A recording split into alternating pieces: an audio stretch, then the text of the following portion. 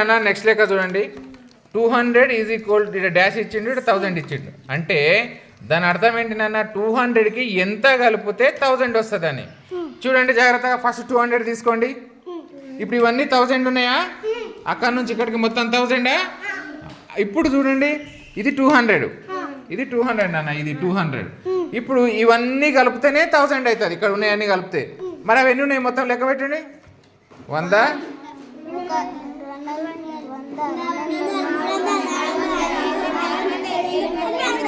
ఒక్కరు లెక్క పెట్టండి, ఒక్కరే.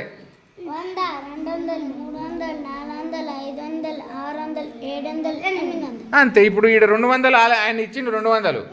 ఆ ఖాళీ ప్లేస్లో ఏం రాయాలి మనము, ఈ 800 రాయాలి. రాసి 800. Very good. నెక్స్ట్ ఏమి ఇచ్చిండు అన్న, ఇప్పుడు 900 ఇచ్చిండు, ఇట్లకెళ్ళి ఇచ్చిండు. చూడండి చూడండి బిడ్డ, 100, 200, 300, 400, 500, 600, 700, 800, 900 ఇక్కడి వరకు లెక్క ఇచ్చిండు. ఇప్పుడు ఇది కలిపితేనే కదా 1000 అయ్యేది.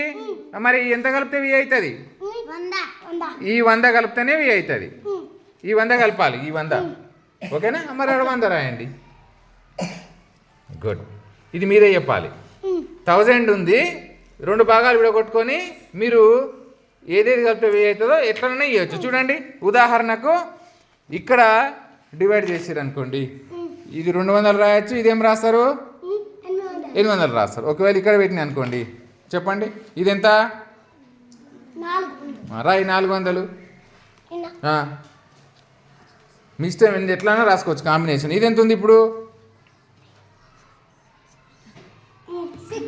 600 రాయి. దాని కింద ఇంకా ఎన్ని వస్తాయని రాద్దాం.